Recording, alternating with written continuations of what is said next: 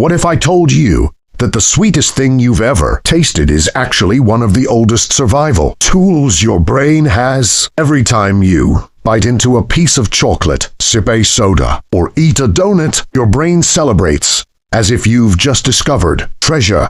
But here's the strange part. For almost all of human history, there was no candy, no soft drinks, no cake, not even a spoonful of table sugar. So where did our obsession with sweetness begin? To answer that question, we have to travel back hundreds of thousands of years long before cities, farms, or even written language. Imagine waking up as an ancient human. You don't have a refrigerator. You don't know when your next meal will come, but every day is a gamble between finding food or going hungry. Your survival depends on making smart choices. Now, imagine you stumble across a tree covered in ripe fruit. The fruit is bright, it smells incredible. One bite fills your mouth with sweetness. Your brain instantly says, eat more. Why? Because sweetness was one of nature's greatest clues. In the wild, sweet foods usually meant one thing: energy. Fruit contained natural sugars that could be turned into fuel almost immediately, unlike leaves or roots, which often required more effort to digest. Sweet fruit gave your body a quick burst of calories, and calories meant survival. The humans who loved sweet foods were more likely to stay alive during times of scarcity. Those who ignored them often didn't. Over thousands of generations, evolution rewarded one simple preference: love sweetness. But fruit wasn't the only source. Ancient humans also searched for something even more valuable: honey. Today, honey sits quietly on grocery store shelves. Back then it was liquid gold.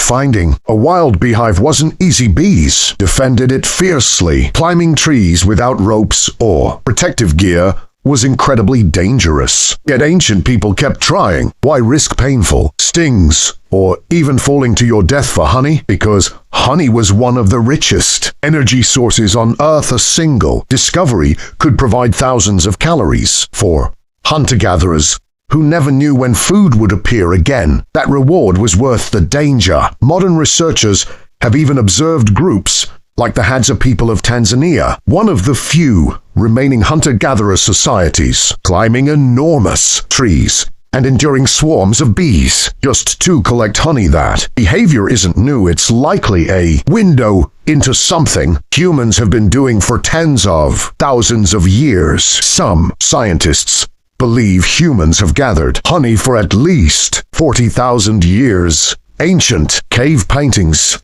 even show people climbing vines toward beehives. Think about that. One of humanity's oldest artworks isn't about kings or monuments. It's about chasing something sweet. But here's where the story becomes even more surprising. Our ancestors loved sweetness, yet they almost never became addicted to it. Why? Because sweetness was rare. A tree only produced fruit during certain seasons. Honey was difficult to find. There simply wasn't enough sugar to overeat every day. Nature had built-in limits. Then everything changed. Around 10,000 years ago, humans began farming. For the first time, food became more predictable. People cultivated fruits, grains, and eventually sugar-producing plants like sugarcane. Still, sugar remained expensive for centuries. It was considered a luxury. Only the wealthy could enjoy it regularly. Some people even called it white gold. Imagine serving sugar at a feast, not as a simple ingredient, but as a symbol of power.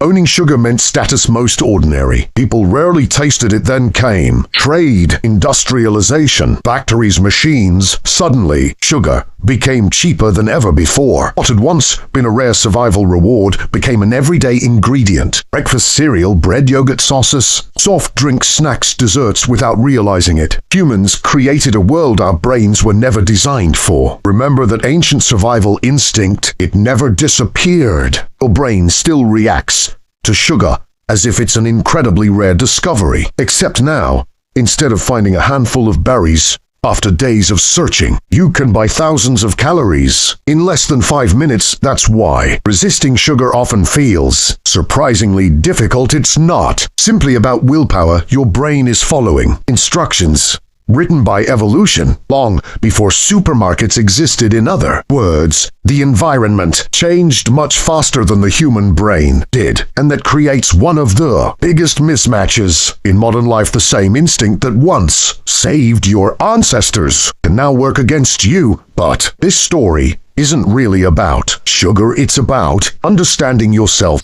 Every craving carries a history. Every instinct tells a story. Many behaviors that seem irrational today once made perfect sense thousands of years ago. The next time you reach for something sweet, pause for just a second. Imagine an ancient human standing beneath a fruit tree after days without food. Imagine the excitement, the relief, the overwhelming urge to eat as much as possible. That ancient human is still inside you. Your world has changed. Your brain hasn't changed nearly as much, and maybe the greatest mystery isn't when humans first started eating sugar. Maybe it's realizing that every sweet bite you take today is still being judged by a brain that thinks it's living in the Stone Age.